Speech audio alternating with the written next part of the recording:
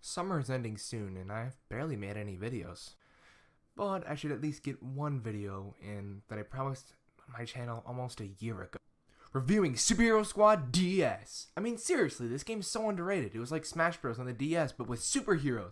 While Sakurai is making yet another Kirby game, these guys are pushing the boundaries of the DS. We don't need Smash 3DS when we got this, baby. Okay, seriously, I'm just reviewing Ocarina of Time.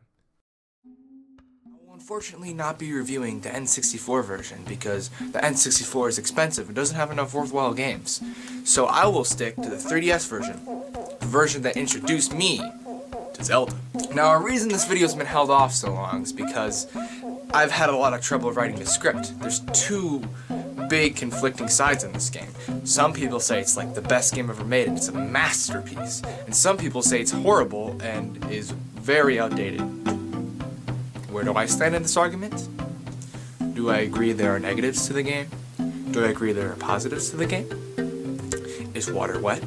The problem is some OOT fans can't take off the nostalgia goggles and realize that every installment after has improved an Ocarina in a better way and has done what it did but better. Ladies and gentlemen, fasten your seatbelts because today we're going to put our nostalgia goggles on to fully examine this game.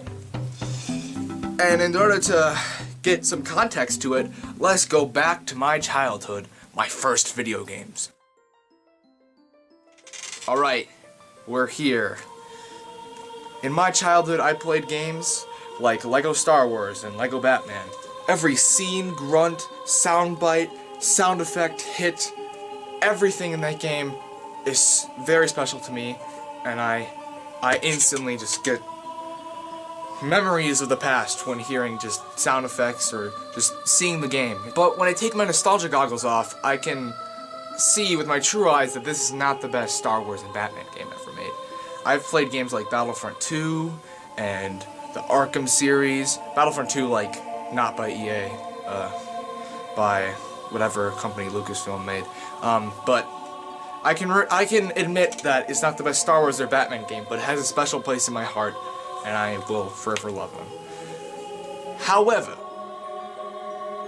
Ocarina of Time is a special story. I didn't grow up with this game. This game is almost 20 years old, and as you can tell, I'm younger than 20 years old due to my scratchy voice. We're gonna have to look in the mindset of these reviewers who love this game so much.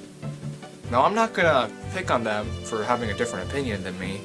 I think the game is good, but not a masterpiece. I'm just trying to delve into some other subjects nobody else has before. But this isn't a video about me criticizing the fans of this game. I just want to put into perspective on how high of a pedestal this game is put on. Playing this game for the first time was magical, unlike any other game I've ever played before. This was my first Zelda game ever, and it was so interesting because I had never known anything about this franchise. I can still admit some really great aspects about the game, like the Iron Knuckle is still really fun to fight. Hyrule Castle Town, 7 years later, like, that hit me, like, hard. I had no clue that this game would get a lot darker when you turn into an adult. Like, everybody's gone, everybody's dead. Just scary, and everything's changed around you. You grew up too fast. Which kind of resonates with me because I feel like I'm growing up too fast.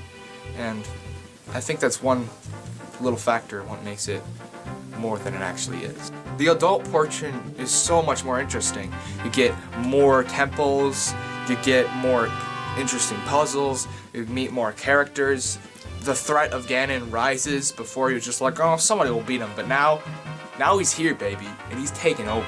Actually, I don't even really mind the water temple. I only had to like take a glance at a walkthrough, and I was fine. It at least had a gimmick to it, and people hate on it more than it really deserves. It's not the worst thing in a Zelda game. The game gets more serious as it goes on. The game starts all skippy-doo-dah in your village. You're like, ooh, look, there's a fairy. I got a fairy. I'm gonna get my sword. I'm gonna go inside a tree.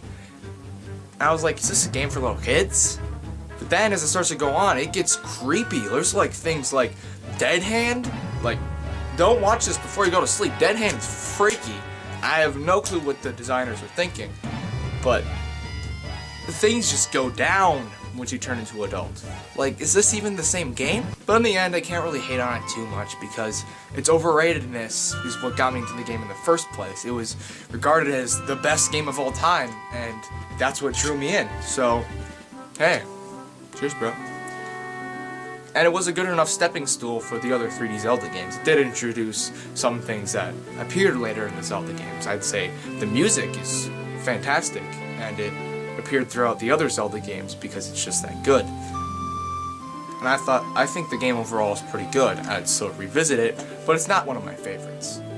Please don't get angry at me in the comments.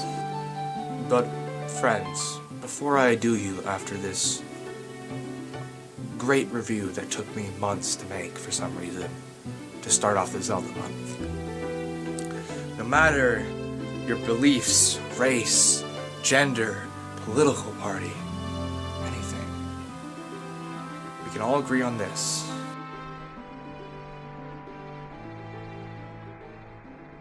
The Shadow Temple is the worst temple!